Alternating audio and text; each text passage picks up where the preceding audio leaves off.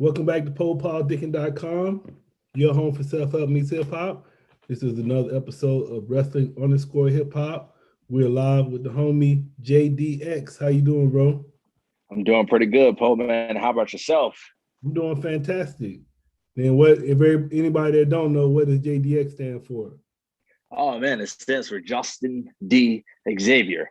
And the funny thing is the D always is interchangeable. I can say that the D stands for devour because I'm going to devour my opponent tonight, or it stands for delicious because JDX is delicious, or the D stands for deliver because I'm going to deliver like a mailman on Monday morning. You get the picture. Like it stands for, it's interchangeable. So it stands for a plethora of things. Like Weezy F Baby.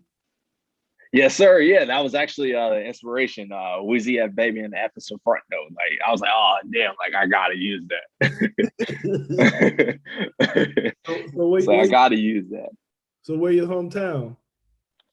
So I'm originally born and raised from Chicago, Illinois for 22 years of my life, man. Okay. So how was it growing up in Chicago?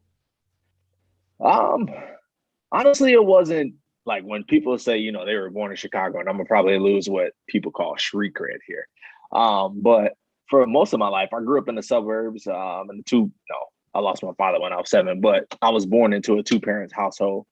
It was pretty chill, man, honestly. Like, I think that me being African American at a young age, you know, like I got picked on, of course, for loving wrestling as much as I did, and saying like, and you know, show and tell, like bringing wrestling toys to class, or saying like, oh, I want to be a wrestler. But otherwise, like, man, it was. I think that could have happened anywhere, honestly. Being black, I'm keeping it 100. Somebody picked on you for liking wrestling? Yeah, hell yeah, man. Girls, dudes, all types of shit. Yeah, are we allowed to curse? When I was going to school, it was like everybody was in the wrestling because it was like NWO, Rock, Stone Cold. So it was like, and then you had Nitro and Raw at the same time. So everybody was a wrestling fan when I was going to school. See, the thing is, man, I grew up right after that era. I grew up in the Ruthless Aggression era, the John Cena word life. You know what I mean? Like 2003. I was born in 94. So that makes me 26. So you do the math on that. Yeah, I was born like when wrestling was becoming less cool. Then I see Minnesota and Atlanta. So yes, sir. Yeah, I went up to Minnesota at the age of 22 to train at Ken Anderson's and Sean Devari at the academy. And now I'm currently located in Atlanta. So how was it training with them? I'm sorry? What's that? How was it training with, you said Ken Anderson and Navari? Yes, sir. Man, it was a dream come true. Honestly, I was thinking about, it's funny because I was originally thinking about going to WWA 4. A lot of people may or may not know that was Mr. Hughes, formerly known as Mr. Hughes in WWF. It was his school. I was thinking about going there, and then I called him, and I didn't really like how they were like kind of talking to me. Like I was like, man, I'm an inquiring student, and y'all kind of talking to me like, oh yeah, dude, you got to do this, you got to do that. Like it didn't seem like they were very welcoming. So I was like, you know what, let me continue to do my homework. And I was on the road one day, and I just heard like Ken Anderson and Sean Devari on a podcast, and so I decided to go up there, and it was everything I could ever imagine, like learning from those guys that have done it. You know what I mean? It was, you know, countless lessons that I learned, you know, etiquette and, you know, how to hit up promoters for bookings and just, you know, the ins and outs of the business. And then what made you want to be a pro wrestler in the first place? Honestly, man, it's just like the larger than life characters. Seeing like, you know, like I stated earlier, like seeing John Cena, like him being like, you know, word life, seeing Eddie Guerrero and Goldberg and all these larger than life characters, like, it came down to 3 things. So my father was a preacher. It was either that, it was a pro wrestler, or be Batman. And I don't think I could be Batman, not in the real life situation. So I chose to be a pro wrestler. That's what's up. And then so, yes, are you trained at a Nightmare Academy now? Yes, sir. Yes, sir. So how long you been training with them? So I just finished up at the Nightmare Factory last week. Actually, we had our showcase for our class. I was class 3. It was awesome. Honestly, like in a bigger picture, it was awesome, but I would be lying if I said it wasn't a roller coaster ride. I'm not going to necessarily get into all of the details of that, but like I learned some valuable lessons at the Nightmare Factory because like QT, I had QT, Marshall, and Cody Rhodes. Like they were the head trainers or whatever. Who was like Cody was kind of like, it's very nice. And QT, not that he's not nice, but he's more so like gonna tell you like it is. So with him like shooting it straight to you, sometimes you hear things that you don't necessarily want to hear, but things that you needed to hear. So. And I would say, what made you go to get more training? Because I guess, some people could have been like, well, I did enough in the first school. So what made you go to another school? Well, because, man, like, I'd be lying if I didn't say that I believe that I'm good, but I know that I can be better. You know what I mean? So why not continue to learn from people that are at that level and have done it at that level? You know what I mean? Like with Ken Anderson and Sean Devari, those guys have done it. So why not go to someone that's doing it? You know what I mean? And that's not a knock on Ken or Sean or anything like that. But like also they're freaking bosses in AEW. Like why wouldn't I, throw my name into the hat of trying to get into AEW, you know what I mean? Like that's a good connection to have. And then how would you describe yourself as a wrestler? I would describe myself as a TV wrestler. I don't consider myself an indie darling. Nothing against indie darlings, even though like some of my coaches would probably argue with me. Like I do have some indie tendencies, but like I feel like I was destined to be on TV. I would say that like I can talk, like I'm a 5 tool player. I would say that I can talk, I can wrestle, like I can pretty much do it all. You know what I mean? That's how I would describe myself as a wrestler. I would say that I'm a very. What's the other two? What's the other three? I was hoping you weren't gonna call me on that because I was like, yeah, I said 5 too. I was like, shit, I know you don't say two. Let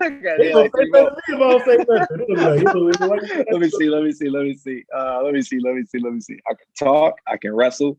Let me see. I don't think there's 5, honestly. I think those are the 2. Like you got guys that can go, but they can't really talk, and you got guys that can talk, but they can't really go. Did I just say that twice? No. I said it correct. But yeah, like I can do both. I'm an all-around superstar. That's how I like to look at it. So yeah. I'm trying to find it. It ain't nothing coming up. Oh, here you go. You ready? I found it. Should I brace myself? No, it's just the 5. It's I typed up what's 5 tools. So it's the look. Oh, I got you. So the look is 1. Yes, the look too. Damn. I'm having a brain fart. Yes, the look. Absolutely. In-ring ability. Carry on. In-ring ability. Yes. Presence. Yes. Mic skills. Yes. And versatility. Check. Yes. Across the board, yes. I'm a 5 tool player. Absolutely. All of those. So what wrestlers would you say inspired your in-ring style the most? Influenced your I get that question often, and I always feel like I get that question often, but I can't say that like you can see. I mean, I guess you could say The Rock. You can see The Rock in me, like when I hit a spine buster and I pop up, like that presence that I have when I look into the camera or look out into the crowd. I guess you could say The Rock. A little bit of Shawn Michaels. I try to use some Triple H in there. Who else can I say? Definitely Y2J. Maybe a little bit of Orton too. Like I try to be as smooth as him and, try to mean every step. Probably Ken too. Ken Anderson, obviously, obvious reasons. I need to do more studying of QT Marshall and Cody because both of them are really good, especially QT. Like I think QT is very underrated as far as like if you know wrestling, like if you're a worker and you just watch the things that he does, the way he sets things up. Like I didn't really pay much attention to him. I'll be the first to admit that before I start going to the Nightmare Factory. But like going there, like I'm like, damn, this dude is good. Like everything he does, like it's with purpose. You know what I mean? So. And then I would say, how like saying like football or basketball, watching film is very important. It helps you get an advantage in. Yes, sir. So how important is watching film for a wrestler? Oh, it's very important. It's because like for me personally, like I'm a influence guy. And what I mean by that is like I won't literally copy what we call spots in wrestling, but I get influenced by certain spots. So, for example, if I see HBK do like, I'll go back and watch like one of my favorite matches, for instance, is like HBK versus Jeff Jarrett from In Your House 2. And in that match, like Sean was so charismatic. It was for the Intercontinental title. It was like at the very beginning, like he came out and like Jeff Jarrett was in the ring and he did something, whatever. And then fucking he held the. I'm sorry. Am I allowed to curse on here? Because I'll stop if not. You good, man. Talk how you okay. All right, yeah. So, anyways, yeah, he was grabbing the belt, like prancing around, you know, on some charismatic stuff. And then like one of the spots he just did like I believe. I know it may have not been that match. It actually might have been a different one. But just like I was always a big fan of his skin and cat spot. And what I mean by that is like going over the ropes and then like hanging on and then come back in. Like basically what he did in like Royal Rumbles and past Royal Rumbles. You know what I mean? So like just using basically what Ric Flair used to do, kind of. Maybe Flair used to do. I don't. He always flip over the turnbuckle. Oh no! So the ropes. So let's say like you do like a clothesline. Yeah. And you pull yourself back up into the ring, like that. Just doing that, like that's so charismatic to me, and so I decided to start doing that, like stuff like that. That's why it's important to me, for me personally, like because I get influenced, and it's also like how to tell different stories. So like if I want to tell a story about like how to work a leg, or you know I want to injure this guy's leg or whatever, like. You can watch a Ric Flair match, you know what I mean? Because his finisher was what the figure 4 leg lock. So 9 times out of 10 in a match, he probably worked the guy's leg, you know what I mean? So watching film is very important in wrestling. So what organizations have you wrestled in so far? What now? I'm sorry? I said, what organizations have you wrestled in so far? The indie promotions, the bigger indie promotions that I've wrestled in, I would say First Wrestling up in Minneapolis, Minnesota, who's also one of my another trainers, is owned by one of my trainers in Eric Cannon. He's like an indie legend. First Wrestling, I would say WrestleMax. They just started, but they're off to a great start. Like they have a lot of Impact Wrestling stars that come through. Just a lot of top indie names come through WrestleMax. Like for instance, I'll be wrestling Davey Richards at the end of the month, and on July 31st, I believe it is, in St. Louis, Missouri. He was retired too. Is that one of his first matches back? Yeah.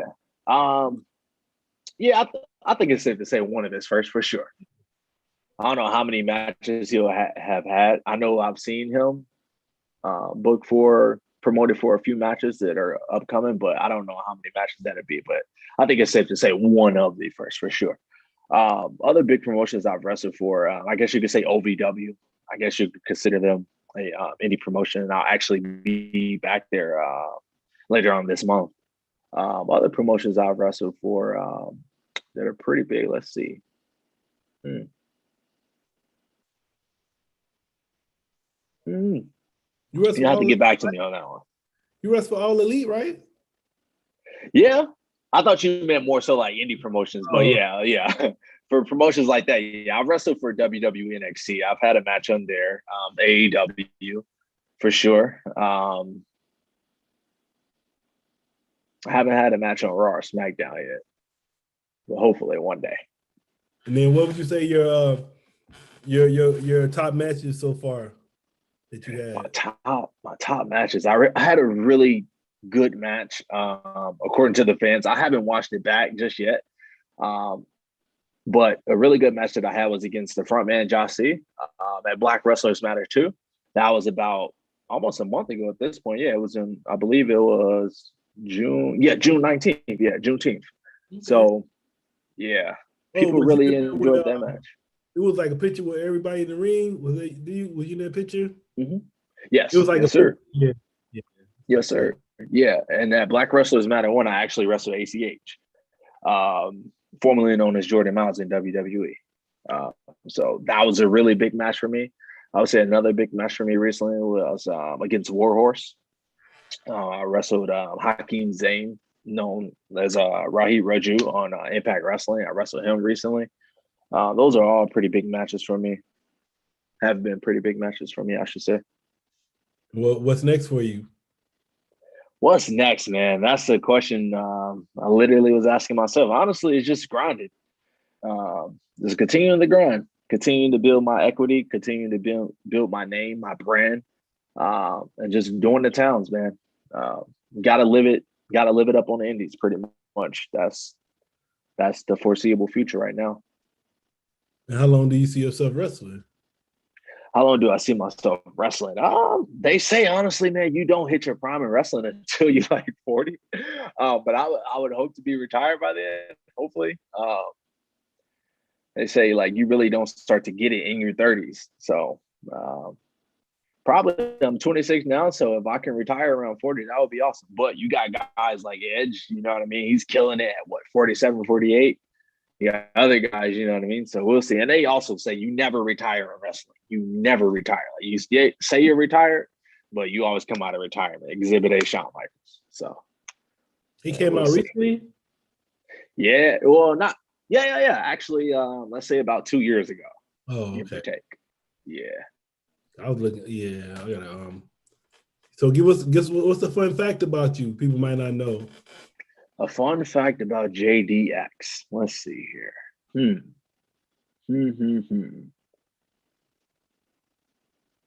I'm gonna think of one when this podcast is over, and I'm like, damn, why didn't I say that? Let's see. That's a question I don't get asked every day. A fun fact about me. Let's see.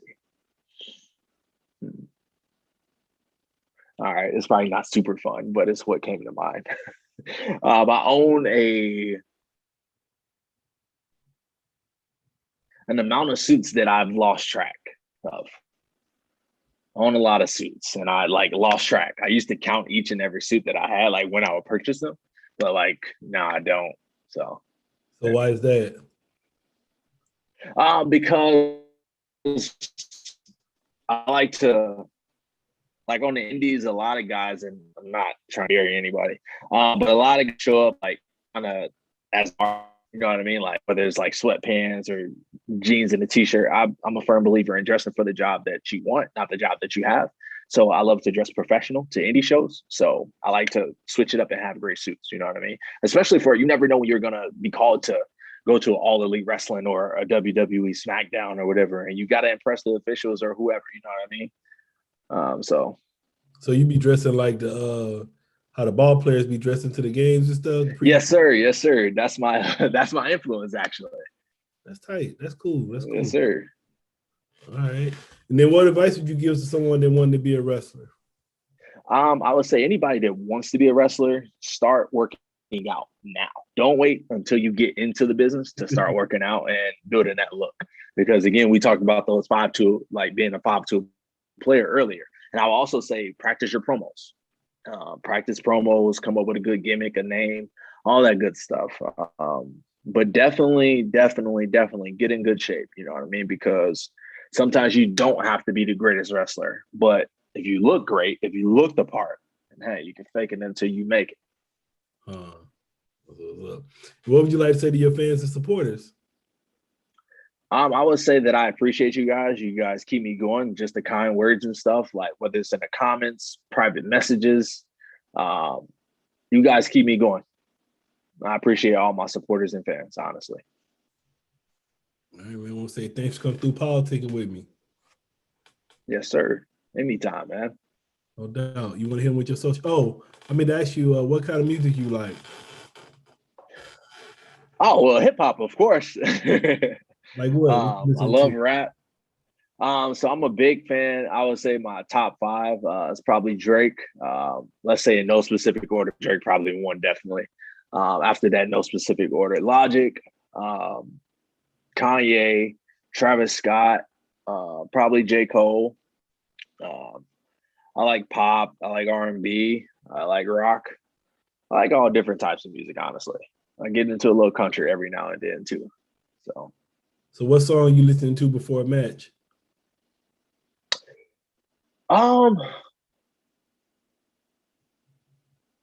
Probably Logic.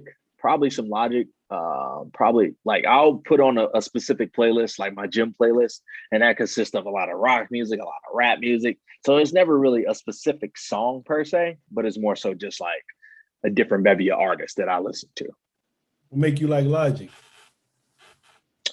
Honestly, man, Elijah's always talking about the come up. Well, at least like in his come up days. Like if you go back to his first like 2 albums, like one of my favorite albums of his is The Incredible True Story. And actually it's just like one of my favorite albums in general. Just like him always talking about the come up, like because I'm on the come up, you know what I mean? Being an indie wrestler and I haven't been signed to a contract yet. It's him talking about like him sleeping in the basement, him recording at 3 a.m., 4 a.m. in the morning, working a dead end job, stuff like that. You know what I mean? The peace, love, positivity, I guess so too. You know what I mean? I'm a preacher's kid, so the Christian in me likes the peace, love, and positivity part that he talked about on the Everybody album. Yeah, man, Elijah's just dope, and I'm glad he came out of retirement too. So yeah. What you were saying? You're a TV wrestler. So what would be the top 3 shows you would want to be on TV, like wrestling shows right now? Oh, wrestling shows. I would definitely say, of course, AEW, WWE, let's say NXT. And then probably Impact for sure. Yeah. Yeah, I think that dark I like dark, man. Like I watch AEW, but I like the dark and I like the Evolution too because I like seeing the new wrestlers. Yeah, absolutely, man. What Tony Khan did is awesome. Bringing indie wrestlers on. I would say, who was that? You said who ran that Forward Black Wrestling when you was talking about? You talking about the match that I had, or who ran it? I'm sorry. Who ran that? You said what was the name of it? The name of it? You said it was Black Wrestlers Matter. So that's ran by John West. And shout out to him, man, because what he's done, man, is incredible. And also Chris Manning. He likes to pretend he doesn't have like a part in it, but everybody knows. Yeah. I didn't see that one. The one I saw was I was watching For the Culture. Okay. Oh, For the Culture, yeah. That's under the GCW umbrella. Yeah, but I want to watch that one. I'm gonna try to see can I find that. I want to watch that one too. Yeah. So Black Wrestlers Matter, man. You can find that on YouTube. I'm sure you can find For the Culture too on there on YouTube. All right. So you got any shout outs, social media? Yeah, man. So everybody can find me on Instagram. That's probably where I'm the most active. You can find me on Instagram at official.jdx. On Facebook, you can find me at The Real McCoy JDX. On Twitter, you can find me at official JDX. And on YouTube, I believe you can find my page under Justin David Xavier. I'm saying you ain't got no belt right now? I do have a belt, man. So I have the Academy School of Professional Wrestling Championship. Yeah, man, because the last 3 guests, they all had their belt right when I was interviewing them. They was holding their belt. You broke the streak. I'm over one. Damn. Had I known, man, I would have brought my belt with me. Yeah, well, I had done that. I don't know if you know his name's The Shade, but he had the Pride X belt. And then Maserati, she has the FSW women's belt, so she was wearing her. Yeah. Next time, man, you gotta wear your belts and stuff, man. I got you, man. I got you, Po. Actually, Maserati, she was at the Black Wrestlers Matter show. Okay, yeah, that's what's up, man. Yes, sir. That was my first time meeting her. Yeah, that's what I'm trying to do with the I interview all types of wrestlers on here, but I'm definitely trying to showcase the black, like just like I interview the up and coming hip hop heads. I try to interview the up and coming wrestlers. So I like it, man. Y'all keep doing y'all thing. Absolutely, man. All right. Then what was your social media one more time before we out? All right. So at Instagram, you guys can find me at official.jdx. On Twitter, you can find me at officialjdx. And on Facebook, you can find me at The Real McCoy JDX. And I'm sorry, YouTube, you can find me at Justin David Xavier. All right, y'all. Find me at popolitickin.